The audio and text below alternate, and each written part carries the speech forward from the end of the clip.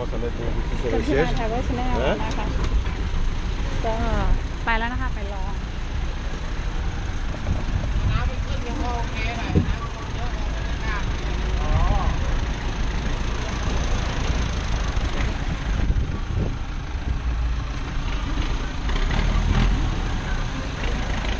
เอาลงตรงนี้เลยเหรอ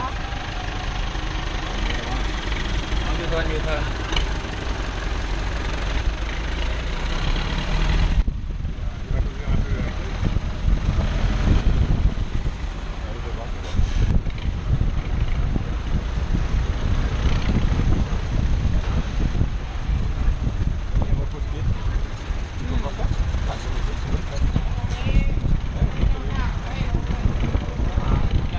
นี่ของเจ้าท่านะเจ้าท่าเขาไม่ให้ลงก็เลยต้องไปที่ท่า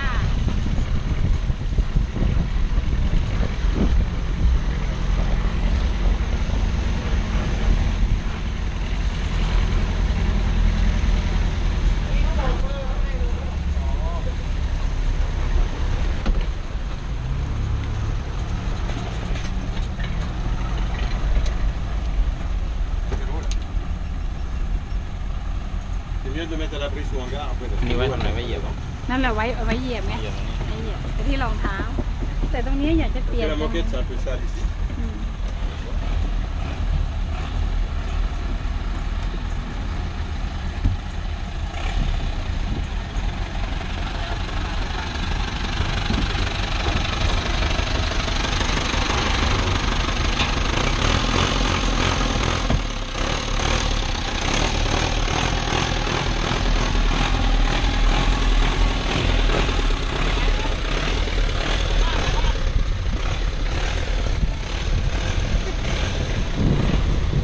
สุนิทเขาอยากจะขับใจจะขาดแล้วคงเซเยนเบียร์เฉพาะ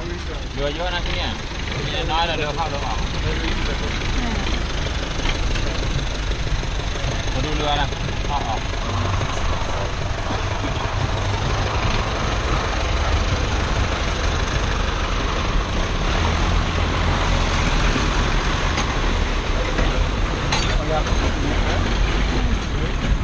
Ça c'est bien ça, peut s'asseoir. Point 3, 6. Tu peux ouvrir, il y a un peu d'air. Il y a un poignet pour descendre. Ah, les boutons, c'est là, la lumière. Et voilà. Ouais, regarde, on est pas... c'est pas très haut, mais t'es à l'abri là. Hein. S'il y a... Regarde, non, c'est pas mal. Hein. Dehors, dedans. La batterie, c'est dessus. Là, on a encore les vis qui font. Là, il n'y a que là, c'est... Mais bon, ils ont nettoyé. On peut remettre nos pièces. L'autre jour, quand tu viens, il est en train de nettoyer. Celui-ci, je crois, il est craqué trop. Bah ouais, c'est usé parce que la moquette. Mais c'est pas grave. Hein. Ouais, ça va. On peut rajouter quelque chose pour dormir, on peut tenir 2 personnes. Allons-y. Attends, moi j'ai bien nettoyé. Mais là, c'est pas mal, hein. Le refait les salles. Qu'est-ce que ça peut être? โอเค ถึงแล้วนะครับ เรือเทียบเลยที่มองมอง เรือเยอะค่ะ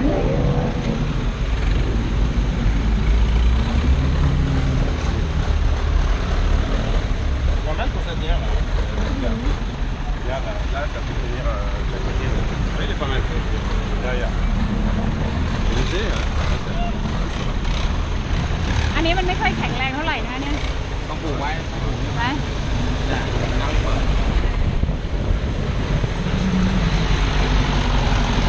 ยังต้องยาวๆแบบนี้ตัวล่างอ่ะมันจะง่ายไง ใช่ เพราะว่ามันจะได้ลง มันไม่ลงไง Cette taille-là, เว้ย un peu comme ça pour mettre 30-35 personnes. Un peu de ce style, mais encore plus grand. Voilà. Là, regarde, les bancs, quelque chose de plus. Et si on trouve un bateau comme ça, la fille a un Phuket, c'est un gros bateau. Je lui dis de me trouver un comme ça, avec 2 moteurs et très long, pour mettre 5 personnes. Là, regarde, comme celui-ci, tu peux mettre devant, regarde, avec le rouge. มาดูแล Ouais, c'est on nivelle. Comme le rouge, regarde, tu peux mettre la place devant. Voilà, cette forme, regarde, le rouge. มาเลย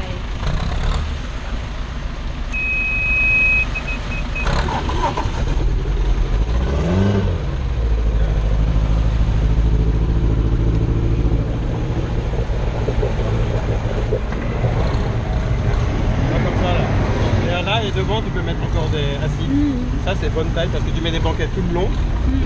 Voilà, si on trouve un bateau comme ça, โอเค c'est ไปแล้วนะคะไปแล้วนะคะ เรือเบี้ย แต่เยอะมากค่ะนี้ เรือขึ้นกระเป๋าลงมาข้างในกระเป๋าเรือโดนน้ำ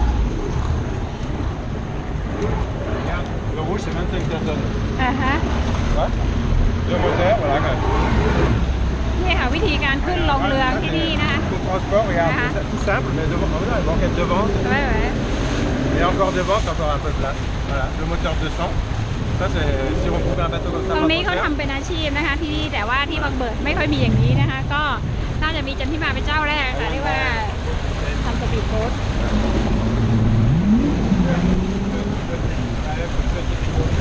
ที่อู่ต่อหมดเลยฮะ อ๋อเหรอคะ ที่อู่ต่อครับคุณเอามาใช้ที่นู่นขอทะเบียนเป็น30ได้ครับเพราะที่นี่ก็ให้แค่25เนี่ยครับสีเขียวที่คุณเห็นทั้งหมดต่อที่อู่กันเลยหมดเลยของพี่ชายเจ้าหนุ่มทุกคนเนี่ยเป็นเรือใหม่เครื่องใหม่นะฮะ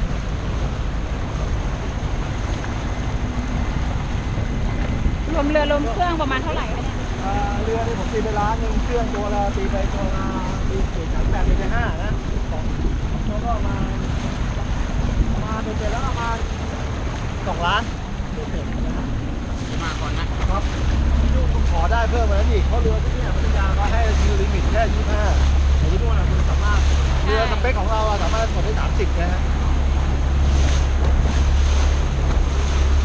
นะคนลงน้ำแล้วกำลังมีเห็นป่ะ ใช่ครับ